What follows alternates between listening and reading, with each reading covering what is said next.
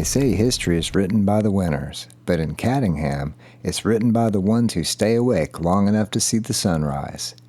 Meet Lady Sapphire. We call her the Painted Queen. She's a calico spirit with a gaze that can see right through a man's intentions. She didn't ask for a throne. She built one in the dusty rafters of the carriage house attic. This is where the legacy began, not with a decree, but with a mother doing what mothers have done since the dawn of time, keeping her brood safe in the high places. But every queen knows when the seasons are changing. Sapphire led her heirs from the heights to the floor, handed them over to the stewardship for the next chapter of their journey. This was the first great migration. The road led away from the attic and towards the carriage house floor and a cozy box prepared by the stewards. It was a bittersweet turn of the page. The attic was empty, but the kingdom was expanding. The Sapphire line had officially crossed the border from the wild to the hearth. Meanwhile, inside the castle, the news of the migration didn't cause much of a stir. Sir Bingston had more pressing matter, an unscheduled audit of all the breakfast dishes. Queen Mother Prissy gave her royal assent from the closet, and the world kept turning. Out here, life is simple. You protect the weak, you honor the lineage, and you never, ever miss a meal. Welcome to the inner sanctum, the highest ground in the house.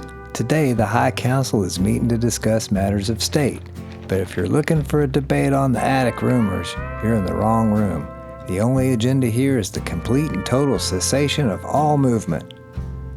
Presiding over the assembly is Queen Mother Prissy. She's already issued her first decree of the morning. The left-hand pillow is sovereign territory. Anyone attempting to share it or mention those kittens in the garage will be met with a swift diplomatic bap. Yeah. History is happening in the rafters, but Prissy's law is simple. We don't do stairs, and we don't do mornings. To her right, we find Sir Kenworth, the realm's ambassador of peace. Word has reached him of a migration from the attic to the garage floor, but Kenny's commitment to laziness is legendary. He's agreed to disagree with the whole situation, at least until dinner. And there's the shadow cabinet, Sir Bingston and the dainty Princess Lily. They form a void of darkness so dense that not even a report of new arrivals could escape its pull. The council's verdict is final. No further activity shall occur until the sound of a can opening is heard. The inner sanctum remains at peace, while the frontier outposts face the unknown. Hello, who are you? Another visitor to the kingdom.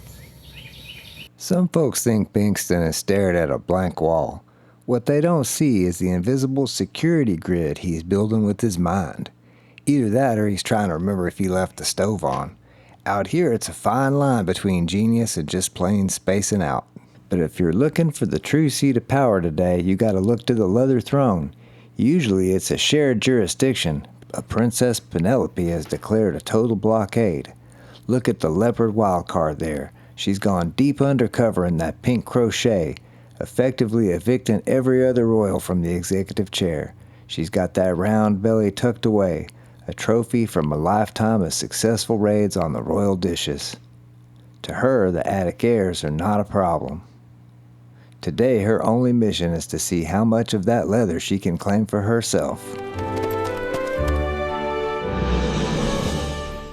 Sir Bingston, Lord High Inquisitor, 20 pounds of obsidian muscle, likes to conduct the audit of the dishes, and collect the attention tax from visitors to the Kingdom of Cattingham.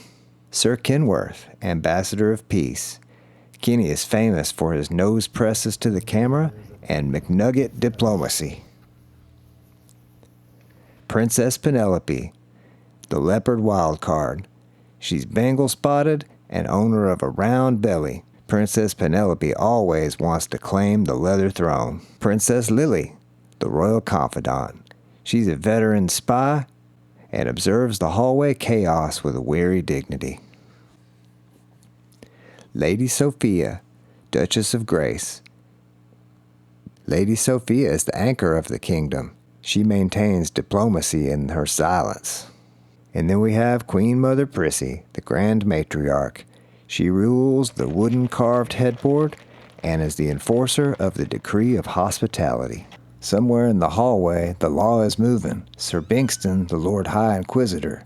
He's noticed the stewardship's been spending an awful lot of time in the garage lately, and he's suspicious of the ledger. He's performing a royal audit of the dishes, ensuring that not a single piece of kibble has been diverted to the frontier without his express written consent. And then there's Sir Kenworth, the Ambassador of Peace. He don't care about audits, and he sure as heck don't care about thrones.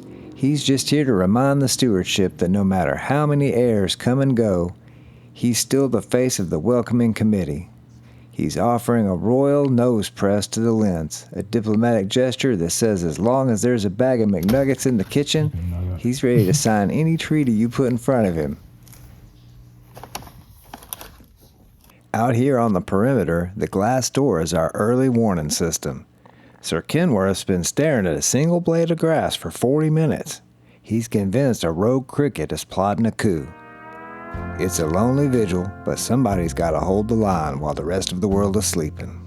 The 4 pillars of the realm of Cattingham. In the kingdom of Cattingham, we live by a simple sacred code. There are 4 laws that govern every paw, tail, and whisker in our borders. The law of humor. A kingdom without laughter is just a house with too much fur. Whether it's an audit of the dishes or a failed box-jumping maneuver, we embrace the comedy. Life is short, and a well-timed Zoomy is the best medicine. The mandate of family. Blood or not, if you're under our roof or our shed, you're family. We look out for the wanderers, protect the little ones, and ensure that every heir, be they from the hall, the rafters, or the undergrowth, has a place to call their own. The Treaty of Dinner. Dinner is the great equalizer. It's the diplomatic lifeline that bridges the gap between the outlaw and the steward. A full bowl is a decree of peace, a promise of safety, and the most important ceremony of the day, the sacred nap. The most important law of all, the nap is a protected activity. It is the foundation of feline wisdom and the peak of royal existence. Any steward found interrupting a nap is subject to a stern glare and a temporary loss of petting privileges. We can't open every door in the world, but we can sure as heck be a steward to our own neck of the woods.